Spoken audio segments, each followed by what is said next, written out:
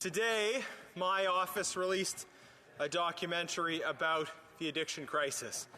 And people who are interested in this issue can go to eliteaddiction.ca to find out more about that documentary. And in it, we talk specifically about the role of two companies, Purdue Pharma and McKinsey.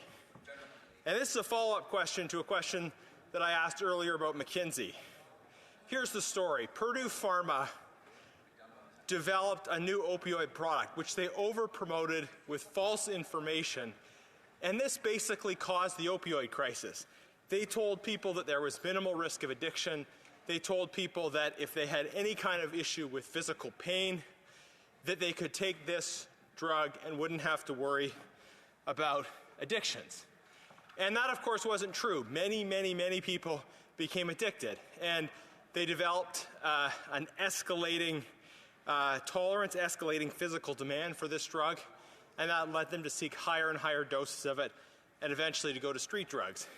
This is the story of the opioid addiction crisis, that many people were prescribed dangerous opioids that were over-marketed and over-promoted by Purdue Pharma because they thought there wouldn't be addiction risk associated with it. They became addicted, they eventually switched to street drugs, and their lives were destroyed as a result of it. Purdue Pharma, along the way, when they started to face criticism about this, they went to a company called McKinsey, this global consulting firm. And McKinsey provided advice to Purdue on how to supercharge sales of their opioids in the midst of these criticisms, effectively trying to supercharge the addiction crisis that had at that point already destroyed many lives, many families, and would go on to continue to destroy many lives, many families, many communities. And so this is a great blight on our society that I think rightly must be laid at the feet of these companies, Purdue Pharma and McKinsey. And these companies in the United States have been compelled to pay massive amounts of compensation that has been redirected towards treatment and recovery. But here in Canada, rather than holding companies like Purdue and McKinsey accountable, this Liberal government has continued to pay these companies, has continued to pursue policies that have provided great financial advantage for these companies. In the case of Purdue Pharma, they've pursued a safe supply program, which leads to Purdue Pharma being paid to produce more dangerous drugs, which are then provided to those who are struggling with addiction at taxpayers' expense. In the case of McKinsey, this government is directly hiring McKinsey to provide advice.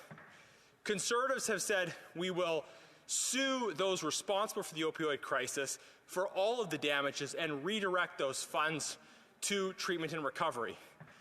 We would make the drug pushers pay, but Liberals continue to pay the pushers. We would make pushers pay, they continue to pay the pushers.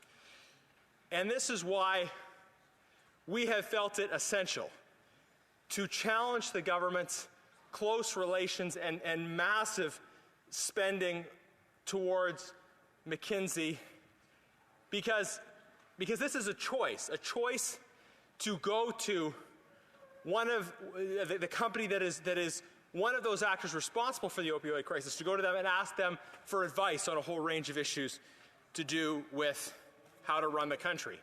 Why would we be paying McKinsey to provide advice instead of holding them accountable for what they've done?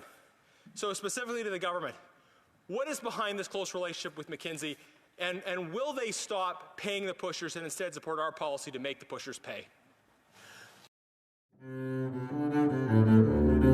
Thank you.